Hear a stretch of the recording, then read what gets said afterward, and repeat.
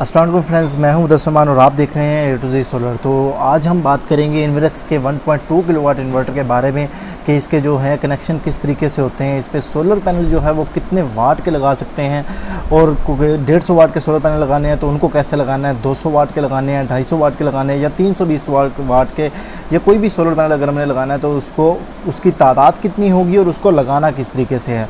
उसके साथ साथ इसके साथ बैटरी कौन सी ज़्यादा अच्छी रहेगी उसके बारे में हम बात करेंगे, और बैटरियों के कनेक्शन क्या होंगे, अगर हम एक से ज़्यादा बैटरियाँ लगाते हैं तो उसके कैसे कनेक्शन होंगे, और उसके साथ साथ हमने सोलर पैनल के कनेक्शन कहाँ करने हैं, बैटरी के कनेक्शन कहाँ पे करने हैं, ये सारी चीज़ें जो हैं इसको जो है हम इस वीडियो में बात करेंगे।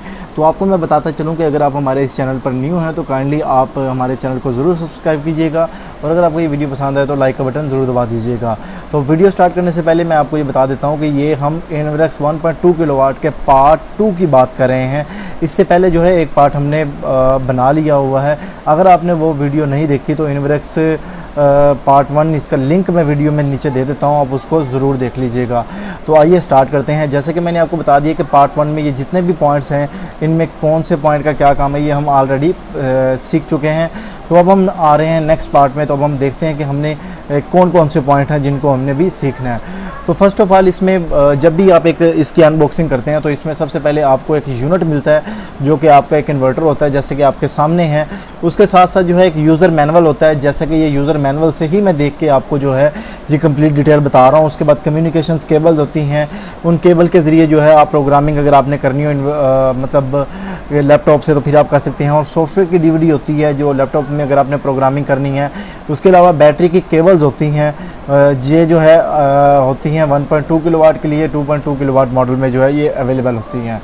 उसके बाद जो है मैं अगर बताता जाऊँ तो अगर आपने इन्वर्टर लगाना तो सबसे पहले आपने इसके ये पॉइंट्स खोलने हैं।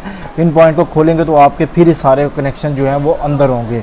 और एक और चीज़ आपको एहतियाती तदबीर में बताता जाऊँ कि आपने जब भी इन्वर्टर लगाना है तो उसके इर्द गिर्द जो जगह होती है वो 20 सेंटीमीटर कम से कम आपने चौड़ाई में, जो कि 8 मीटर बनते हैं, और तकरीबन जो है 50 सेंटीमीटर ऊपर से 50 सेंटीमीटर नीचे, जो कि तकरीबन कोई 15 से 18 इंच जो है वो जगह बनती है।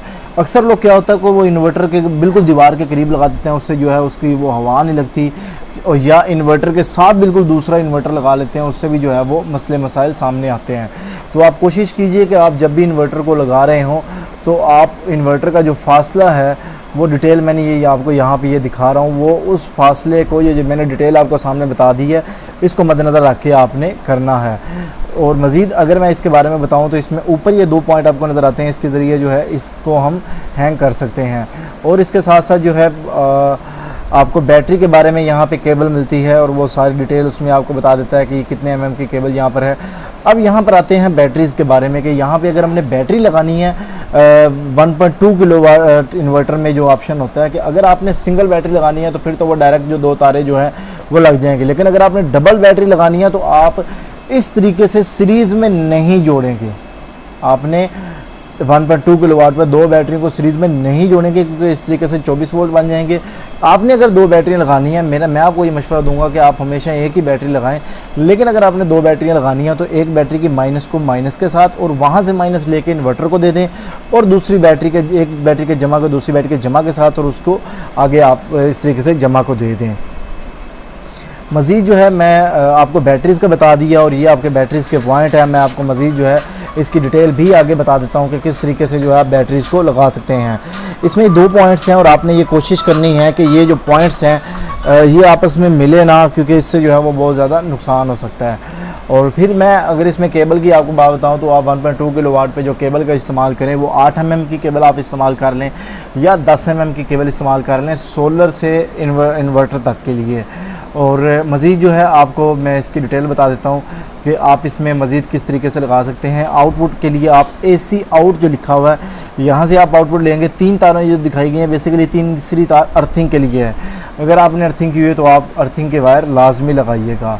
और मज़ीद जो है सोलर पैनल जो है इसमें कितने लगेंगे उसके बारे में मैं आपको बता देता हूँ कि आप कोशिश कीजिए कि इसमें अगर आपके पास 150 वाट के सोलर पैनल हैं तो आप 3 को सीरीज़ में जोड़ें, और फिर इसी तरीके से जो है आप इस पर 1200 वाट तक के सोलर पैनल इस पर आप आसानी से लगा सकते हैं। इससे ज़्यादा भी लगा सकते हैं, लेकिन मैं आपको रिकमेंड करूँगा कि आप 1200 से 1500 के दरमियान लगा लें।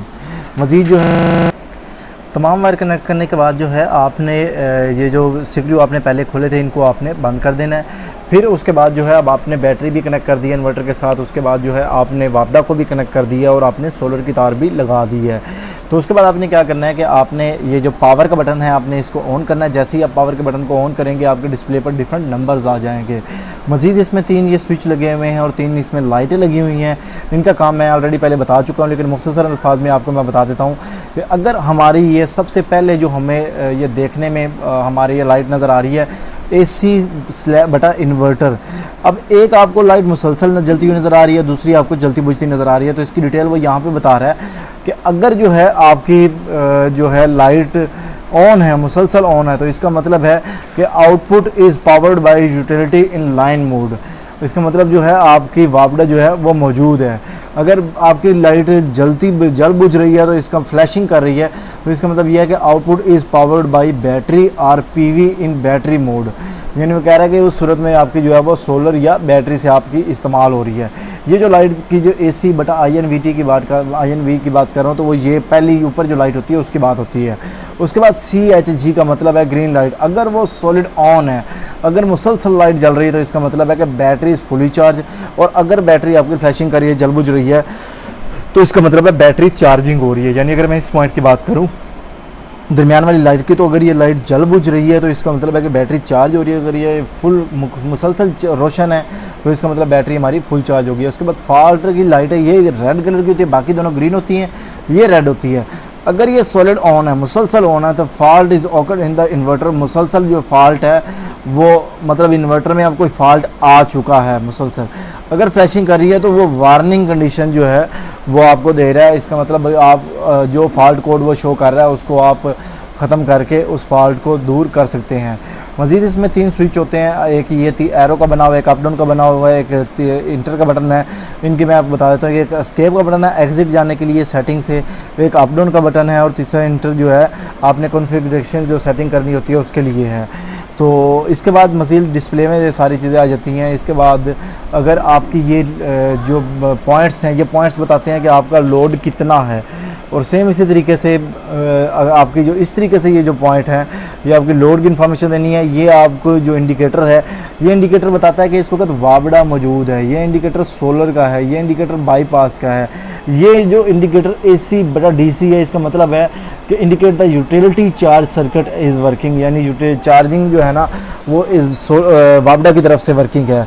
और अगर DC बटा DC है तो इसका मतलब है indicator the solar charge circuit is working, यानी सोलर का जो चार्ज सर्किट है वो काम कर रहा है। मज़ीद इसके बाद एक DC to AC है, indicator the DC AC inverter circuit working, यानी दोनों मिलके काम कर रहे हैं। अगर ये बजर के ऊपर क्रॉस है तो indicator unit alarm is disable, अगर अलार्म है तो डिसेबल आपको बता देगा। तो आज के लिए इतना ही। मज़ीद जो है इसका पार्ट 3 जो है वो जल्द आपसे शेयर करेंगे। उस पार्ट 3 में हम इसकी पूरी जो पैरामीटर सेटिंग है, जिसमें हम ये सेट करेंगे कि पहले हमने वापडा सेट करनी है या सोलर सेट करना है या SBU सेट करना है। ये टोटल एक पैरामीटर सेटिंग है, ये आपसे इंशाल्लाह ताला इसकी इन्वेक्स 1.2 किलोवाट की पार्ट 3 में जो है हम बात करेंगे। अगर आपको हमारी वीडियो पसंद आई तो काइंडली लाइक का बटन ज़रूर दबाइएगा और दोस्तों के साथ इसमें शेयर का बटन है वो शेयर ज़रूर कीजिएगा। अगर आपने हमारे चैनल पर न्यू हो तो काइंडली हमारे चैनल को ज़रूर सब्सक्राइब कीजिएगा। बहुत शुक्रिया आपका वीडियो देखने का। अल्लाह हाफ़िज़।